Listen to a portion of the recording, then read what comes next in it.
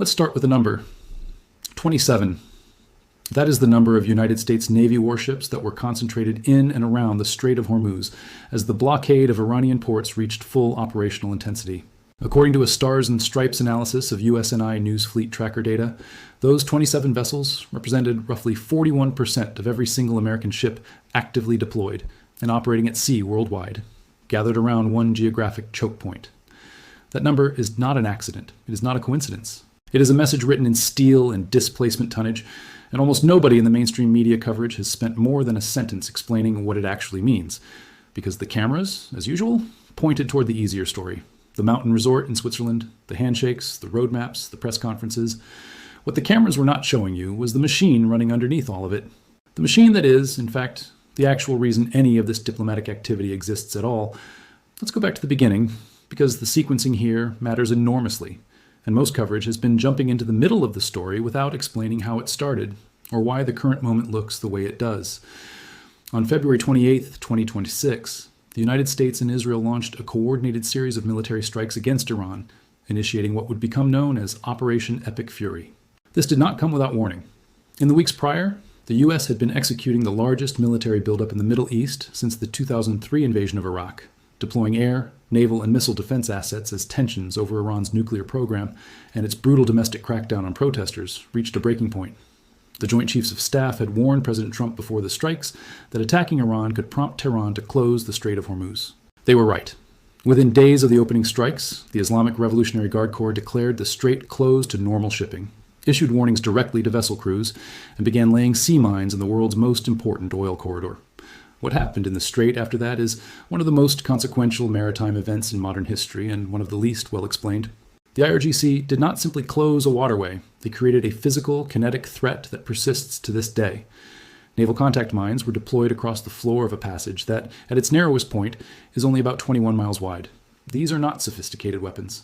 They are large metal spheres filled with explosive material that detonate on contact with a ship's hull. They have been in use for over a century. They are cheap to produce, relatively simple to deploy, and extraordinarily difficult to locate and neutralize once they settle onto a seafloor. The U.S. military estimated that somewhere in the range of 20 or more mines were present, though those initial classified briefings to Congress were later disputed by Pentagon spokesmen. Open source intelligence and reporting from USNI News pointed to higher figures circulating in operational channels. What is not disputed is that Iran itself confirmed the presence of mines in the strait and even laid out specific routes for ships to follow. Routes that, not coincidentally, required vessels to contact the IRGC, and in some cases, pay fees. The IRGC was not just threatening shipping, they were monetizing the threat. The commercial consequences were immediate and severe. Before the war, more than 130 ships per day transited the Strait of Hormuz. That traffic nearly stopped overnight. According to the UK Maritime Trade Operations Centre, fewer than a dozen ships transited the strait per week without prior IRGC approval in the early weeks of the closure. A collapse of more than 95% of normal commercial traffic. Roughly 20% of the world's seaborne oil supply passes through that waterway. Approximately 1/5 of the world's entire liquefied natural gas supply also moves through it, almost entirely from Qatar, whose enormous Ras Laffan industrial complex sits at the end of a shipping lane that has no alternative route for export. War risk insurance premiums for vessels attempting to transit had already risen dramatically in the weeks before the strikes began, jumping from 125%, to between 2%, and 4% of the ship's insured value per single transit. For a very large crude carrier, that represented an increase of $250,000 per voyage just in insurance costs, before anyone factored in the actual risk of being hit by a mine or an IRGC patrol boat. The American response to the IRGC mine campaign and naval threat was methodical, layered, and ultimately overwhelming. The U.S. sent the 31st Marine Expeditionary Unit to the region, deploying Marines trained in opposed amphibious landings, meaning specifically trained to take beaches that are actively being defended. The aircraft carrier USS Gerald R. Ford transited the Suez Canal in early March 2026, joining the USS Abraham Lincoln Carrier Strike Group that had arrived in the theater in late January. These were accompanied by guided missile destroyers, cruisers, and the full array of support and logistics vessels that a carrier strike group requires to operate. Additional minesweepers were rushed from the Pacific. USS Pioneer and USS Chief, Avenger-class mine countermeasure vessels based in Sasebo, Japan, transited the Strait of Malacca headed toward the Indian Ocean. 3 Independence-class littoral combat ships with dedicated mine countermeasures packages, the USS Canberra, the USS Santa Barbara, and the USS Tulsa, were already in or near the CENTCOM area of operations. These ships, unlike the legacy Avenger-class vessels they replaced, rely on a combination of unmanned underwater vehicles and helicopter-borne systems to hunt and neutralize mines while keeping the host vessel out of the most dangerous areas of the minefield. They were sending robots into the problem. The air picture that developed over the Strait of Hormuz and the wider Persian Gulf during the conflict is where the story becomes genuinely extraordinary, and where the gap between what the public was being shown and what was actually happening became widest. At the top of the surveillance stack, flying at around 50,000 feet, the MQ-4C Triton, the Navy's dedicated maritime surveillance drone, was conducting what military planners call broad area maritime surveillance. This is not an airplane with a camera. The Triton carries the ANZPY-3 multifunction active sensor radar system, a piece of technology so capable it can sweep 7 million square miles in a single 24-hour mission, roughly the area of the continental United States, from a single aircraft in a single day. It reads electronic signatures, logs radar emissions from Iranian coastal missile batteries, tracks every IRGC patrol boat that leaves a port, and feeds that picture in real time to the carrier strike groups operating below it. The Navy had 20 of these drones in total service when the war began, with plans to acquire 7 more. In April 2026, one of them was lost over the Persian Gulf, a Class A mishap that the Naval Safety Command confirmed with the entry. 9. APAR 2026. Location withheld. OPSEC. MQ-4C crashed, no injury to personnel. Whether it was brought down by Iranian air defenses, as Iranian state media claimed using a 3-corded surface-to-air missile system, or lost to mechanical failure, as the U.S. suggested, the crash of a $240 million surveillance aircraft. Some estimates placed its full replacement cost closer to $618 million per unit. Illustrates just how contested this airspace truly was, even as diplomats were announcing ceasefires. Below the Triton in the surveillance architecture, the Boeing P-8 Poseidon maritime patrol aircraft was running anti-submarine operations against whatever remained of Iran's diesel-electric submarine fleet. This matters more than most people realize. Iran operates Kylo-class submarines, which are Russian-built diesel-electric boats renowned for being quiet when their crews run them properly. These submarines can lay mines, they can fire torpedoes, and when they go silent running on battery power in shallow littoral water, they are among the most difficult objects in the ocean to detect. A submarine that is competent and aggressive in those waters is a genuine threat not only to commercial shipping, but to the American warships operating in close proximity to the Iranian coastline. 2 P-8 Poseidon aircraft were publicly visible on flight tracking services, conducting what analysts described as a multi-platform ISR package alongside the Triton during critical periods of the conflict. The P-8 drops sonobuoys, small sensors deployed into the water that listen for submarine acoustic signatures, processes that data, and coordinates with surface ships to build a 3-dimensional picture of what is happening beneath the surface. Every Kilo-class boat that left an Iranian port was being tracked. Coming off the carrier deck, the E-2D Hawkeye was managing the air picture. If you have seen photographs of this aircraft, it is unmistakable. A twin turboprop plane with a large rotating radar disc mounted above the fuselage. It can simultaneously track hundreds of air contacts and direct fighter intercepts across an enormous volume of airspace. Think of it as an airborne air traffic controller for combat operations. It sees the full picture, calls the intercepts, deconflicts returning aircraft with launching aircraft, and coordinates with the Air Force's E-3 AWACS platform, a wide-body aircraft with its own large radar disc, which managed the picture for land-based aircraft operating out of bases across the region. Together, those 2 aircraft meant that Iran could not move a single jet, missile, or drone without it being detected, classified, tracked, and a response being coordinated within seconds. The combination of the Triton's ocean-level awareness, the P-8's subsurface picture, and the Hawkeye's air picture created something that military analysts call a multi-domain recognized picture, a real-time 360-degree awareness of everything moving in the air, on the water, and below it across the entire Persian Gulf and the approaches to it. The strike aircraft operating in the theater were formidable. F-15E Strike Eagles, F-35 Joint Strike Fighters, F-A-18 Super Hornets off the carrier decks, EA-18G Growlers handling electronic warfare, and the F-22 Raptor quietly doing what it does. The F-22's onboard radar is among the most powerful and precise airborne radars ever built, and it carries significant electronic attack capability. It can actively jam Iranian radar systems and suppress their targeting solutions before Iranian operators could even register a threat on their screens. The U.S. also employed the GBU-72 Advanced 5,000-pound penetrator, a bunker-busting munition specifically designed to defeat hardened underground facilities, which CENTCOM confirmed was used to strike underground storage facilities for coastal defense cruise missiles near the strait. But the aircraft that deserves its own chapter in this story, the one that has been fighting retirement for years and that this conflict may have saved permanently, is the A-10 Thunderbolt II, which everyone calls the Warthog. General Dan Kane, the chairman of the Joint Chiefs of Staff, confirmed publicly and explicitly at a Pentagon briefing on March 19, 2026, that the A-10 Warthog was now engaged across the southern flank, hunting and killing fast attack watercraft in the Strait of Hormuz. The aircraft making that announcement real was the 75th Expeditionary Fighter Squadron, which had deployed to the theater and was ultimately expanded from 12 aircraft to 30 as the Maritime interdiction mission grew. These jets were equipped with two AGM-65 Maverick air-to-ground missiles, APKWS laser-guided rockets, and the iconic GAU-8A Avenger cannon, a 7-barrel rotary gun that fires 3,900 rounds per minute and was originally designed to destroy massed Soviet tank formations on the Central European front.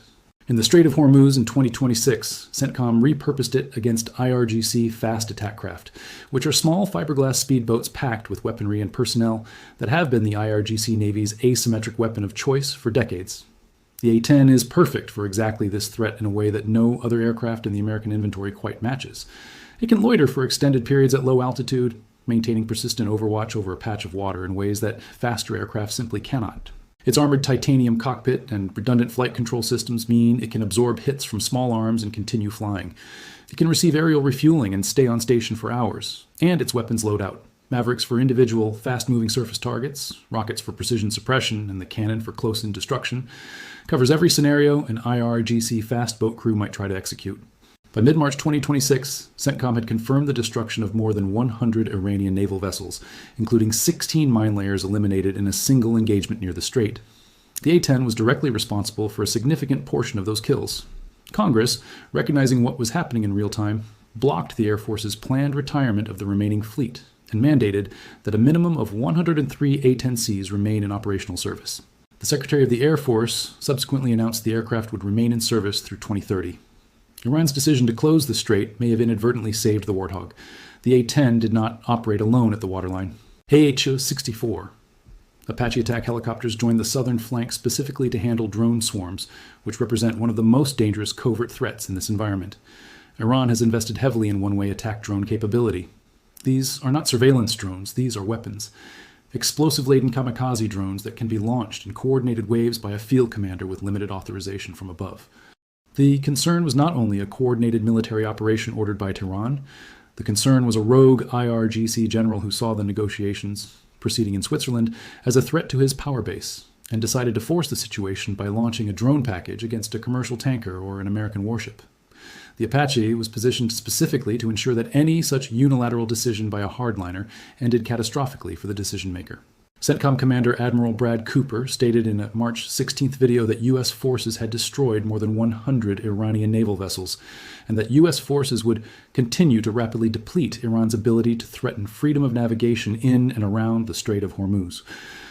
And watching all of this from orbit, from space, literally, were the assets of the United States Space Force. Satellite surveillance of the region operated continuously throughout the conflict. These systems can reportedly distinguish individual features at ground level from hundreds of miles above. Every military repositioning of Iranian coastal missile batteries, every ship entering or leaving an Iranian port, every IRGC fast boat tender taking on fuel, all of it tracked from above in real time. The combination of space-based intelligence, high-altitude drone surveillance, maritime patrol aircraft, carrier-based air control platforms, and strike aircraft created a surveillance architecture with essentially no blind spots across the entire operational theater. There was nowhere in that waterway for Iranian assets to move without being observed, classified, and targeted within minutes. On April 13, 2026, CENTCOM announced that it would begin implementing a blockade of all maritime traffic entering or exiting Iranian ports. The notice specified that the blockade encompasses the entirety of the Iranian coast and was not limited to oil terminals or specific ports. Within the first 24 hours of blockade enforcement, no ships made it past the U.S. cordon, and 6 merchant vessels that had been attempting to reach Iranian ports in the Gulf of Oman were turned back. The blockade accounted for approximately 15% of the entire deployed U.S. Navy fleet, according to the Atlantic Council's Forward Defense Program, supported by more than 100 fighter jets, unmanned vehicles, ISR aircraft, and tankers. The Scowcroft Center noted that these commitments were already straining American forces and assets relevant to other theaters worldwide, including the Pacific, where the China challenge represents the U.S. military's most consequential long-term concern. The diplomatic timeline running parallel to this military campaign was, to put it charitably, turbulent. In the weeks before the Switzerland talks, multiple rounds of indirect negotiations in Islamabad produced a ceasefire proposal. Iran declined the initial 45-day framework, calling for a permanent solution. A 2-week pause in fighting was agreed, then collapsed when both sides accused the other of excessive demands. Trump threatened in an April 7th social media post that a whole civilization will die tonight, never to be brought back, a statement that administration officials later confirmed was improvisational rather than a formal national security position. CNN determined that between March 23rd and June 9th, Trump had claimed at least 38 times that a deal was imminent. The gap between the rhetoric and the reality was measured in weeks of continued fighting. The breakthrough, such as it was, came on June 14th and 15th, 2026, when the United States and Iran announced a memorandum of understanding. The official text was publicly released on June 17th, a 14-point framework titled the Islamabad Memorandum of Understanding. It called for an immediate cessation of hostilities, an interim reopening of the Strait of Hormuz, the suspension of the naval blockade on Iranian ports, a freeze on new U.S. sanctions, and a 60-day negotiation window aimed at resolving the nuclear program and broader economic questions. Sanctions relief, including potential access to frozen Iranian assets, was tied explicitly to implementation and progress. Iran received no funds automatically upon signing. The two sides agreed to discuss the disposal of Iran's enriched uranium stockpile and the future of its nuclear program, with Iran reaffirming it would not pursue nuclear weapons, but the final status of enrichment remaining an open question for subsequent negotiations. Within 48 hours of that signature, the structure of the deal was already under stress. The IRGC, acting with a distinct agenda from the Iranian Foreign Ministry that had signed the MOU, declared the strait closed again. Their stated justification was Israeli airstrikes in Lebanon. They issued a direct warning to vessel crews that attempting to cross the strait put their safety at risk, citing both the mine threat and the presence of IRGC naval forces. Iran's own state-aligned news agency Tasnim, which is closely aligned with the Revolutionary Guard, warned Iranian chief negotiator Foreign Minister Abbas Araghchi against traveling to Switzerland empty-handed, and stated explicitly that because the Lebanon ceasefire had been violated, Iran had no obligation to keep the strait open. Simultaneously, Iran's foreign ministry publicly stated that shipping was proceeding normally and that an Iranian delegation, including Parliament Speaker Mohammad Bagher Ghalibaf, was en route to Switzerland. Two branches of the same government issuing diametrically opposite official statements within hours of each other. This was not miscommunication. This was a fracture running through the center of the Iranian state. Understanding that fracture is the key to understanding everything that is happening right now. Iran is not one unified actor in this crisis. It is at minimum two competing power centers operating with incompatible interests. The foreign ministry and the pragmatists around President Masoud Pezeshkian represent a faction that understands, with clarity, that Iran's economy is in serious trouble. Years of escalating sanctions have hollowed out the Iranian financial system. The currency has collapsed in purchasing power terms. The middle class has been devastated. The population is exhausted by conflict and wants normalcy. For this faction, a deal, even an imperfect one, represents a pathway toward reconstruction, sanctions relief, and political survival. Then there is the IRGC, which is not simply a military organization. It is a parallel government. It controls vast economic interests inside Iran, in construction, in energy, in banking, in logistics. It runs its own intelligence apparatus and its own foreign policy. And for the IRGC, a genuine peace settlement with the United States is not an opportunity. It is an existential economic threat. Sanctions, perversely, have benefited certain IRGC-connected enterprises, because the IRGC runs the black market currency exchanges, the sanctions-busting supply chains, and the smuggling networks that keep goods flowing into Iran outside the formal economy. A genuine economic opening to the world would not just diminish IRGC political power, it would destroy their business model. So when the IRGC declared the strait closed while the foreign ministry said it was open, you were not watching confusion or incompetence. You were watching an internal power struggle play out in public, in real time, with global shipping and oil markets caught between the factions. The IRGC was sending a message to both the Iranian government and to the United States. We have not agreed to this deal. We retain the ability to sabotage it, and anyone who interprets the signatures in Switzerland as a resolution of this crisis has not fully understood the problem. They also attached a condition that introduced a genuinely destabilizing variable. They signaled the deal could collapse at any moment if Israel fires another missile into Lebanon. That is significant because Israel is not a party to the U.S.-Iran negotiations. It has its own security calculations regarding Hezbollah, regarding Iran's nuclear program, and regarding what it will and will not tolerate on its northern border. Prime Minister Netanyahu publicly stated that Israeli troops would remain in southern Lebanon as long as necessary, and promised he would not allow Iran to acquire nuclear weapons. The IRGC has essentially tied the fate of the U.S.-Iran framework to Israeli military decisions that neither Washington nor Tehran's foreign ministry fully controls. Whether that is a sincere red line or a face-saving mechanism for hardliners, it is a variable that can detonate the entire framework without warning. Vice President J.D. Vance arrived at the Bergenstock Resort in Switzerland on Sunday, June 21, 2026, accompanied by Jared Kushner and Steve Witkoff. These were described as the highest-level direct face-to-face engagements between the United States and Iran since 1979. The Iranian delegation, led by Ghalibaf, walked out at one point after Trump posted on social media demanding that Iran immediately stop their highly paid proxies in Lebanon from causing trouble and threatening to hit Iran very hard again, only harder. Ghalibaf responded that Iran's armed forces were ready to respond in a different manner. And then the Iranian delegation walked back in. That walkout and return sequence is the most important single detail of the Switzerland talks, because it tells you everything about the actual balance of leverage in the room. Walking out permanently was not a real option. Not with the USS Abraham Lincoln Strike Group, the A-10s, the Apache helicopters, the minesweeping robots, and the orbital surveillance package waiting outside the resort. The Iranians walked out for domestic political consumption, to signal to the IRGC and to hardliners back in Tehran that they were not simply capitulating to American demands. They walked back in because they understood that the alternative to staying at the table was not a return to the pre-war status quo. It was more of what had just killed more than 120 of their naval vessels.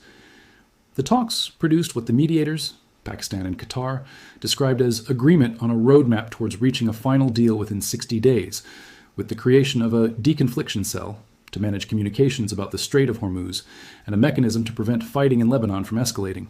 These are process agreements, not substantive ones. They create structure for future negotiations rather than resolving the underlying disputes. The nuclear question, what to do about Iran's enriched uranium stockpile, what level of enrichment Iran can maintain, what verification regime applies, remains entirely unresolved and explicitly deferred to subsequent talks. Vance acknowledged the limits plainly. The question before us now is, how much more can we accomplish together? Can we turn over a new leaf? Can we change relations in the Middle East permanently? Or do we go back to doing things the old way? And then, on Sunday night, June 21st, 2026, the same night the Swiss talks were concluding, an explosion tore through the Barzan gas supply facility at Ras Laffan Industrial City in Qatar. Qatar's Ras Laffan is not simply a large industrial facility. It is the largest LNG export complex on the planet, responsible for approximately 1/5 of the entire world's seaborne LNG supply. Iranian missile strikes in March had already damaged trains 4 and 6 at the complex, removing 12. 8 million tons per year. About 17% of Qatar's total LNG export capacity from the market. Qatar Energy declared long-term force majeure on contracts with buyers in China, South Korea, Italy, and Belgium. Qatar's energy minister estimated annual lost revenue at $20 billion and said repairs would take 3 to 5 years. The Barzan explosion killed 13 workers, injured 66 others, and occurred as workers were attempting to restart systems that had been offline for months. The force of the blast was felt in central Doha, more than 70 kilometers away. 12 of the dead were Indian nationals. The cause was attributed to a technical malfunction during the restart process, a phase of operations that carries risks qualitatively different from normal steady-state production, a fact almost never explained in the mainstream energy coverage of this story. Qatar's position in this entire situation defies easy description. Qatar is simultaneously a mediating party in the U.S.-Iran negotiations, using its relationships with both Washington and Tehran to facilitate communication, and a country that has experienced direct Iranian missile strikes on its most critical industrial asset. Qatar knows, from first-hand experience that is still visible in the smoke rising from Ras Laffan, exactly what Iranian missiles do to civilian energy infrastructure. It is sitting at a mediation table while also managing the consequences of the conflict it is trying to end, and it is doing so while every cubic meter of LNG it produces must pass through the Strait of Hormuz, the contested waterway whose status is the central subject of the negotiations it is mediating. There is no clean separation between Qatar's economic interests, its security situation, and its diplomatic role. They are the same story told from 3 different angles. The global energy implications of what has happened in and around the Strait since February are only beginning to be understood. Before the war, approximately 25% of the world's seaborne oil trade and 20% of the world's LNG passed through the Strait of Hormuz. Wood Mackenzie estimates it will take Qatar 12 weeks from mid-June to bring its operational LNG trains back to capacity, assuming the strait remains safely navigable and no further incidents occur. The Barzan explosion makes even that timeline uncertain. For a global LNG market that had already been operating with tight supply margins, the withdrawal of Qatar's production for months has had cascading effects on European gas prices, on Asian LNG contracts, and on the long-term energy security planning of importers from Japan to Germany. The UK, France, Germany, and Italy all committed warships to an escort mission for commercial shipping through the strait. India proposed deploying its own navy to safeguard its oil supplies. Canada, Australia, and other allies issued statements about the importance of freedom of navigation. The entire architecture of global energy supply had a stress test run against it that nobody in the risk management industry had fully modeled. What you are watching, when you step back from the individual components and see the whole picture, is a calculated American strategy that operates on a specific theory of leverage that is different from anything deployed in this region in a generation. The message being sent by 27 warships, over 100 aircraft, orbital surveillance, robotic minesweepers, Apache helicopters, and A-10 Warthogs hunting IRGC fast boats is not a threat of future action. A threat of future action you can dismiss or call a bluff. The message being sent is, we are already here, we are already doing this, we can already see everything you are doing, and the choice between a functioning economy and what comes next is entirely yours. That is a different category of pressure. It is not something you dismiss. It is a fact you wake up with every morning when you are the Iranian foreign minister trying to explain to the IRGC why you went to Switzerland. The strikes preceding the ceasefire were devastating and effective by any military measure. CENTCOM confirmed the destruction of more than 120 Iranian naval vessels, 44 mine-laying ships, underground coastal missile storage facilities struck by 5,000-pound penetrator munitions, and significant degradation of Iran's air defense architecture. But military action alone does not resolve the underlying problem. It only sets back the timeline.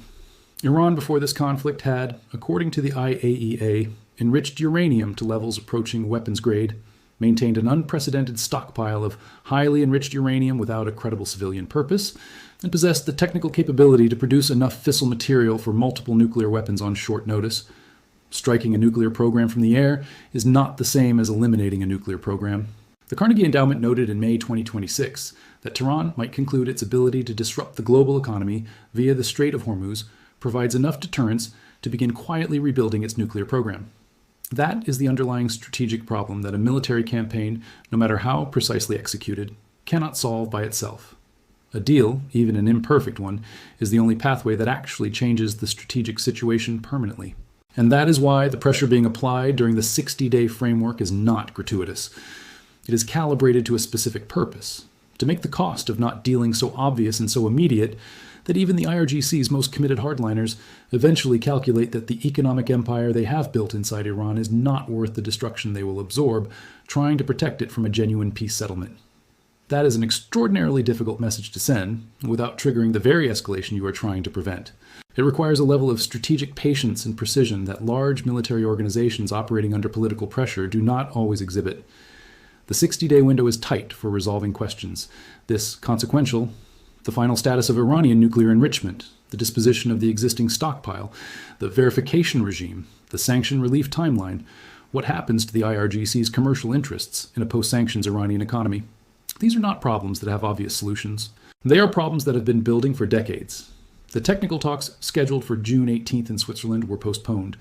Iran's Supreme National Security Council warned that ceasefire violations would not be tolerated and that Iranian soldiers would soon respond. The IRGC stated separately that the strait will not be open to the enemies of this nation. Trump, meanwhile, denied reports of a $300 billion reconstruction fund for Iran, warned that if Israel was provoked by Iran, he would back further Israeli strikes, and stated publicly that anyone who sold Iran nuclear materials would be targeted. The gap between the roadmap agreed at the Bergenstock Resort and the actual resolution of any substantive issue is, at this moment, still very wide. What is not in question is the physical reality in those 21 miles of water. Mines remain on the seafloor, though the numbers and precise locations are contested. Unmanned underwater vehicles are hunting them. American warships are providing overwatch. A-10 Warthogs are still in the theater, still refueling from KC-135 tankers, still conducting maritime interdiction patrols. The Triton drones, however many remain operational after the April loss, are still sweeping, too. 7 million square miles per day looking for IRGC boats, submarines, and coastal missile systems. The F-22s are still painting Iranian radar arrays with targeting data they will hold in reserve as long as Iran stays at the table. CENTCOM has documented 55 commercial vessels transiting the strait in a 24-hour period, 17 million barrels of oil, even while the IRGC was issuing closure orders. By contrast, 55 ships moving through water the IRGC declared closed is the summary of the entire balance of power in that waterway in a single data point. The diplomats in Switzerland are writing words. The military in the Persian Gulf is writing consequences. And right now, the consequences are doing most of the work of making those words possible. Whether the pragmatists in Tehran can hold the table long enough for the leverage to produce a durable agreement, whether the IRGC can be brought inside a deal or will eventually engineer a provocation designed to destroy one, whether 60 days is enough time to resolve something this complicated, this dangerous, and this consequential for the global economy, those questions do not have clear answers yet. What is clear is that the machine underneath the deal is running at full operational tempo, and it is not standing down. The A-10 Warthog is still flying over the strait, still refusing to be retired, still hunting boats. The mine-sweeping robots are still working the seafloor, the satellites are still watching from orbit, and the carriers are still there, parked at the end of a very long and narrow waterway, waiting for the other side to decide what kind of future it actually wants. That is the story underneath the story. And it is one of the most consequential things happening in the world right now.